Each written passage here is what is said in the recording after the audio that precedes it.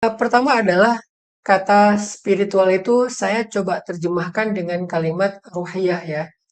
Jadi ruhiyah itu lebih ke masalah kejiwaan kita atau spirit kita atau keimanan kita, masalah batin dan hati kita. Kenapa? Karena urusan hati ini penting sekali Kak Dika. Jadi banyak orang yang berpikir kenapa ya kalau kajian agama itu banyak bahas masalah hati, batin, jiwa. Karena Nabi Shallallahu Alaihi Wasallam mengatakan di dalam tubuh manusia itu ada segumpal darah yang kalau dia soluhat, kalau dia itu solih, solih ini artinya baik, maka soluhat jasadukulu. Jadi seluruh jasadnya itu akan menjadi baik. Kalau dia fasadat, kalau segumpal darah ini dia terganggu, rusak atau bermasalah, maka seluruh juga anggota tubuh kita akan bermasalah. Jadi kalau misalnya kita ngerasa kayak gampang capek, kita ngerasa gampang eh, jadi kayak males, mager, terus juga bosen, terus ngerasain kayak sering khawatir, sering ngerasa kayak nggak mau ngapa-ngapain. Pokoknya kalau fisik kita itu jadi nggak produktif, fisik kita itu jadi bahkan sakit-sakitan secara biologis, secara fisik, maka salah satu hal yang perlu kita coba perbaiki adalah tentang kejiwaan kita. Biasanya kejiwaan itu akan mempengaruhi dan mensugesti fisik kita. Maka benarlah Rasulullah SAW bersabda, kalau segumpal darah itu baik, maka baik seluruh tubuh kita. Kalau segumpal darah itu buruk, maka buruk seluruh tubuh kita. Dan segumpal darah itu adalah hati kita ataupun jantung kita. Nah, untuk itulah kenapa bicara tentang spiritual, bicara tentang ruhiyah, bicara tentang jiwa, hati, dan pikiran, itu tuh penting dalam kesehatan lahir dan batin kita.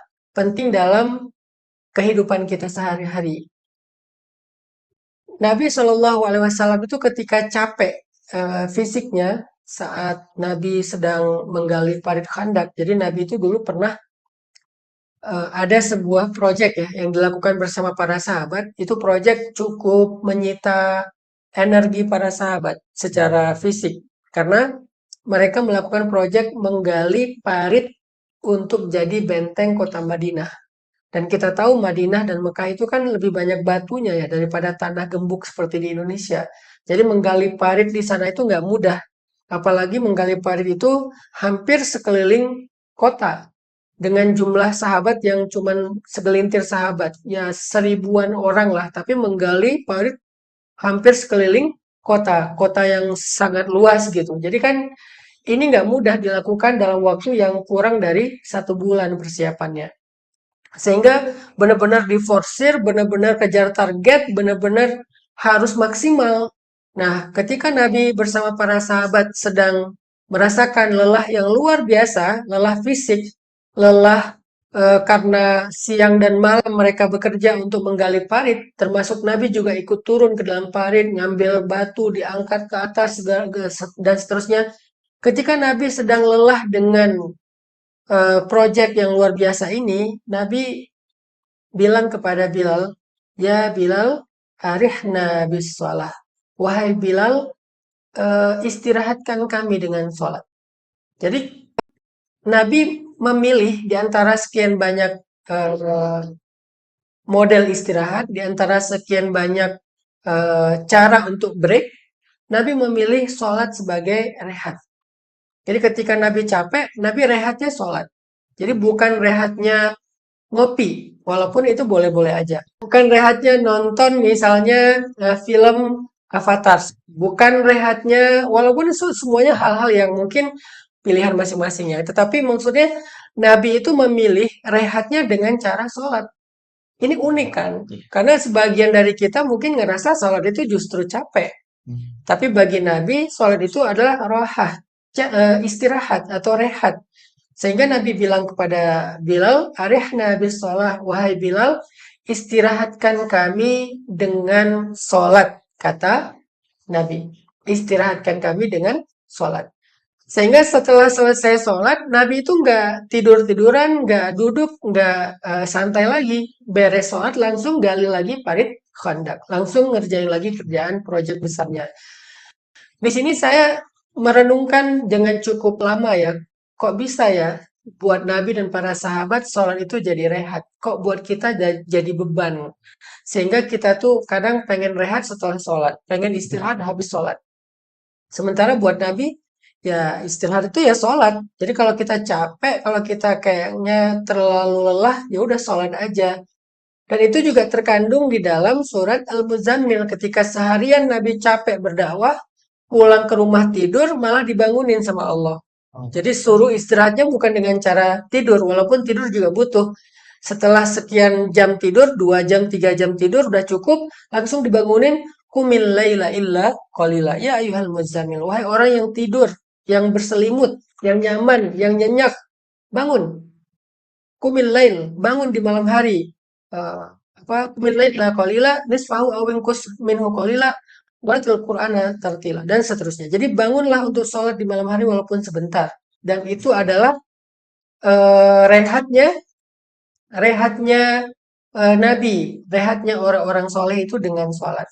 Nah, saya kan penasaran nih, kok gimana cara menjadikan sholat itu sebagai rehat, sebagai refreshing kita, sehingga dengan sholat ataupun refreshing jiwa ataupun spiritual itu kita kayak benar-benar dapat energi, kayak di recharge kembali gitu, kayak di cas HP ya.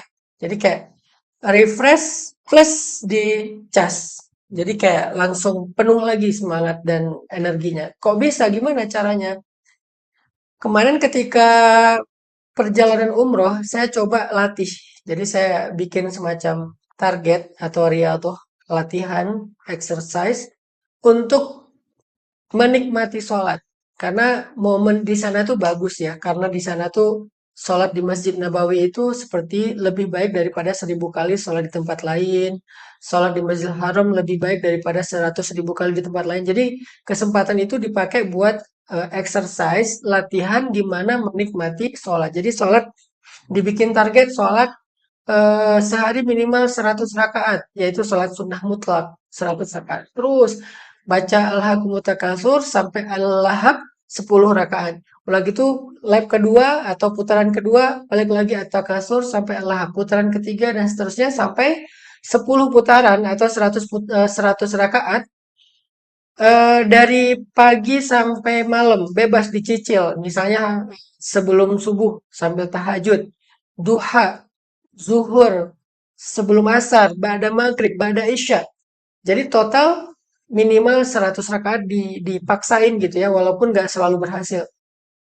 Nah ternyata setelah sekian lama kita paksain sholat, belajar khusyuk, belajar fokus, ada target yang harus dicapai, akhirnya aku ngerasain, oh pulang umroh itu bukan capek. Pulang dari masjid itu bukan capek, butuh tidur. Tapi malah kayak bugar, kayak full energi lagi, sehingga kayak siap untuk melakukan hal-hal yang berat.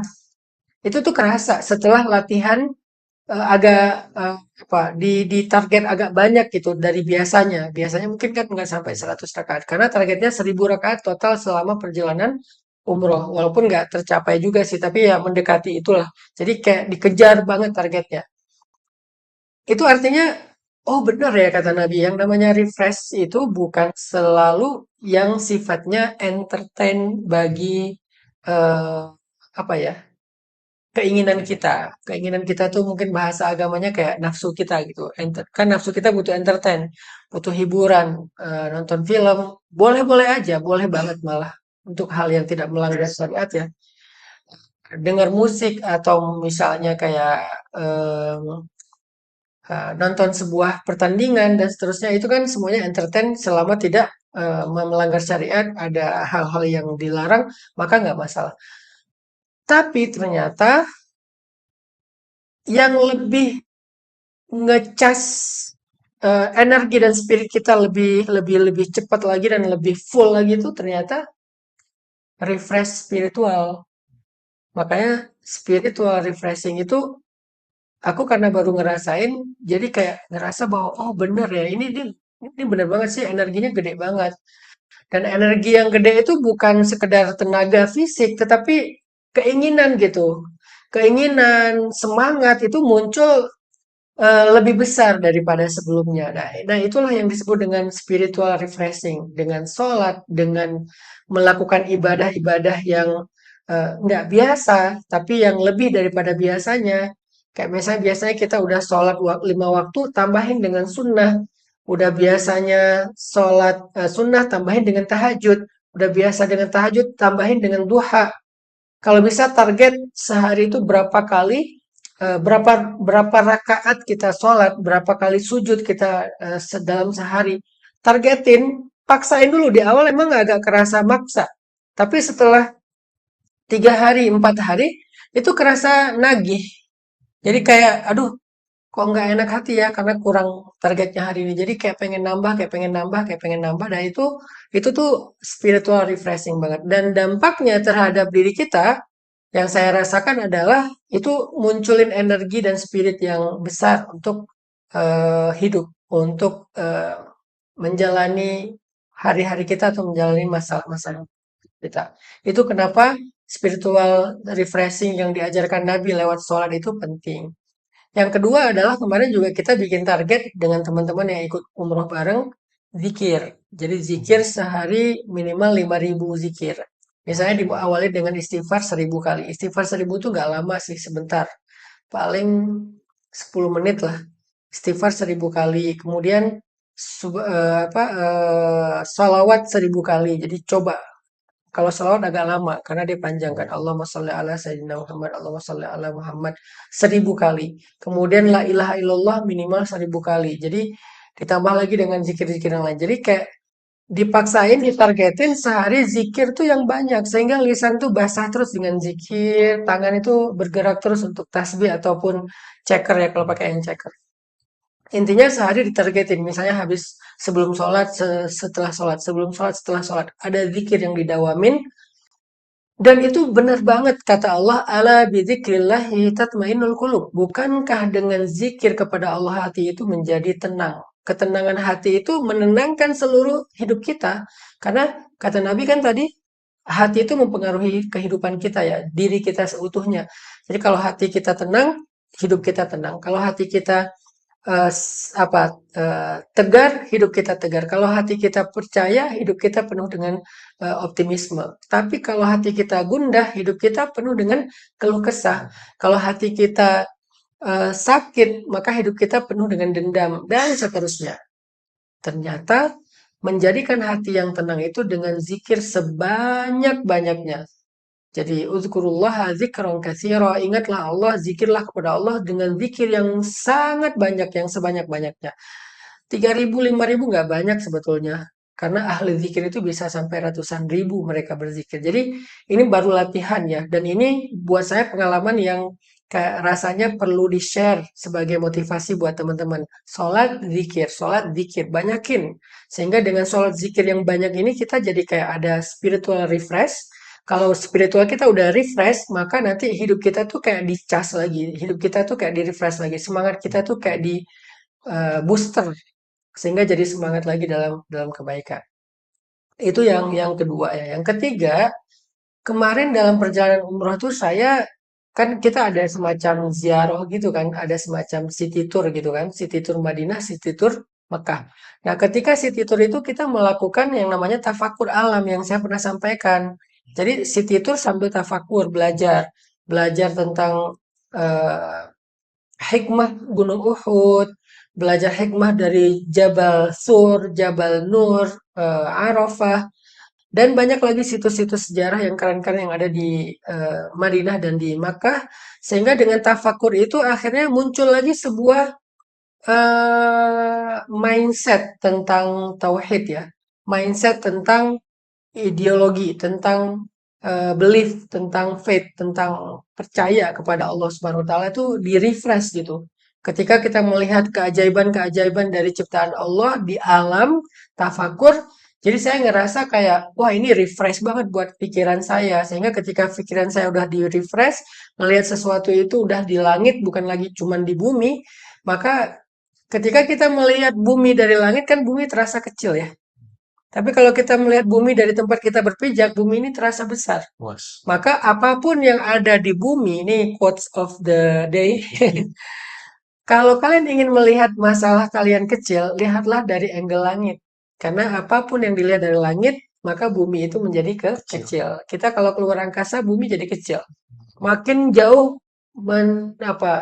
makin menjauh dari bumi makin kecil, makin ke langit makin kecil bumi itu.